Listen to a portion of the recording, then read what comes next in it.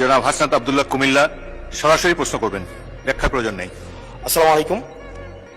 যেহেতু শিক্ষা নিয়ে কথা হচ্ছে, আমাদের বর্তমানে মাননীয় স্পিকার, আমরা যদি বর্তমান শিক্ষা ব্যবস্থা দেখি, আমাদের এন্ট্রান্স ইনস্টিটিউশনগুলোতে বিশেষ করে প্রাথমিক শিক্ষায় আমরা দেখছি যে ভর্তি প্রক্রিয়াতে আমাদের এখন দুইটা পদ্ধতি প্রচলিত ছিল। এডমিশন বাই মেরিট আগে প্রচলিত ছিল, এখন সেটা কনভার্ট হয়েছে এডমিশন বাই লটারির মাধ্যমে হচ্ছে এখানে বাচ্চাদেরকে ভর্তি করা হয়। ফলত যেটা হয়েছে, ফিডার ইনস্টিটিউশনগুলোর শিক্ষার মান অনেক কমে গিয়েছে, যার ফলে টার্সিয়ারি এডুকেশনে আমরা হচ্ছে কোয়ালিটি সম্পন্ন ছাত্র আমরা হচ্ছে বিশ্ববিদ্যালয়গুলোতে আমরা পাঠাতে পারি না।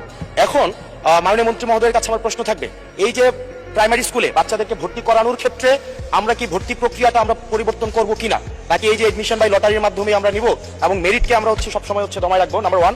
আর নাম্বার টু হচ্ছে, আমাদের বর্তমান শিক্ষা পদ্ধতিতে আমরা যদি দেখি, আমরা যারা পয়সা দিয়ে কিনতে পারে তারা হচ্ছে এখন ইংরেজি মাধ্যমটা কিনছে, যারা পয়সা দিয়ে ইংরেজি মাধ্যম কিনতে পারে না তারাই কেবল আপনি যেই শিক্ষা পদ্ধতি আমাদের জন্য জনজীবনের জন্য আপনি চালু করেছেন সেটা আমরা কিনছি, আর যারা সেটাও কিনতে পারে না তারা হচ্ছে মাদ্রাসা শিক্ষা পদ্ধতি কিনছে।